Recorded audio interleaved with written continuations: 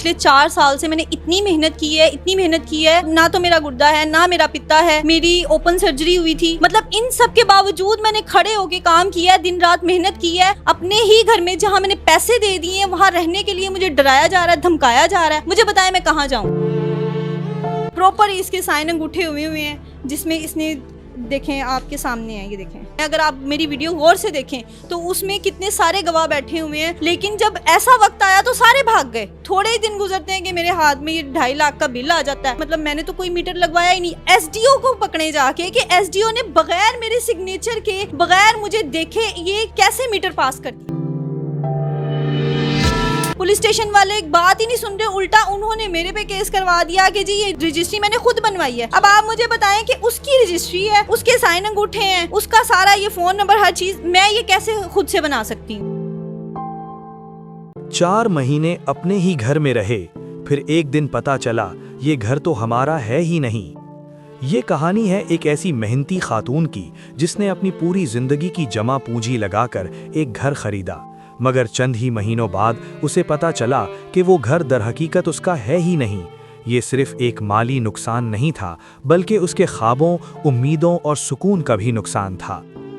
इस खातून ने अपनी जिंदगी में बेशुमार मुश्किलात का सामना किया। बीमारियों के बावजूद, घरेलू जिम्मेदारियों के साथ उसने दिन रात मेहनत की ताकि अपने बच्चों के लिए एक महफूज मुस्तकबिल बना सके। कई साल की मुसलसल जद्दोजहद के बाद उसने तकरीबन 85 लाख रुपए जमा किए और एक छोटा सा घर खरीदने का फैसला किया। ये घर उसने एक ऐसे शख्स से खरीदा जो उसके भाई का जानने वाला था और खुद को प्रॉपर्टी डीलर के तौर पर पेश करता था। शुरू में सब कुछ बिल्कुल दुरुस्त लग रहा था। घर ज़ेरे तामीर था, अदायगियाँ किस्तों में हो रही थीं और लेन देन के दौरान वीडियोस और गवाह भी मौजूद थे, जिससे इस खातून को मुकम्मल इत्मीनान था कि सब कुछ कानूनी और महफूज है। लेकिन जैसे ही वो अपने नए घर में मुंतकिल हुई और ज़िंदगी को एक नए अंदाज में शुरू किया, सिर्फ 4 माह बाद एक ऐसा इंकिशाफ हुआ जिसने उसकी दुनिया हिला कर रख दी। उसे मालूम हुआ कि उसके नाम पर एक बिजली का मीटर रजिस्टर है जिसके बारे में उसे कोई इल्म ही नहीं था और उस पर एक बड़ा बिल भी आ चुका है।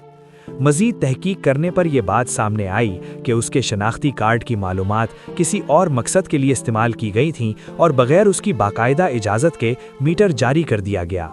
जब उसने मुतालिका इदारों से रुजू किया तो उसे मुनासिब रहनुमाई के बजाय मज़ीद मुश्किलात का सामना करना पड़ा और मामला मज़ीद उलझता चला गया। इसी दौरान वो शख्स जिससे उसने घर खरीदा था उससे राब्ते में आया और रवैया सख्त हो गया। बातचीत के बजाय दबाव डालने की कोशिश की गई, जिससे खातून मज़ीद खौफ और परेशानी का शिकार हो गई। उसका कहना है कि उसके पास तमाम सबूत मौजूद हैं जिनमें वीडियोस, दस्तखत और गवाह शामिल हैं, मगर मुश्किल वक्त में कोई उसके साथ खड़ा नज़र नहीं आया। मज़ीद अफसोसनाक पहलू ये है कि जब उसने इंसाफ के लिए मुख्तलिफ इदारों से रुजू किया तो उसे बार बार चक्कर लगाने पड़े, घंटों इंतज़ार करना पड़ा और वाज़ेह जवाब नहीं मिला। एक तरफ अदालत में कागजात पर सवाल उठ रहे हैं, जबकि दूसरी तरफ मकामी रिकॉर्ड में ज़मीन उसके नाम पर ज़ाहिर हो रही है, जिससे सूरत हाल मज़ीद पेचीदा हो गई। आज ये खातून इंसाफ की तलाश में है। उसके 3 बच्चे हैं और वो सिर्फ एक ऐसी जगह चाहती है जहां वो सुकून और तहफ़्फ़ुज़ के साथ रह सके, लेकिन हालात ऐसे हैं कि वो अपने ही घर में खुद को गैर महफूज महसूस करती है।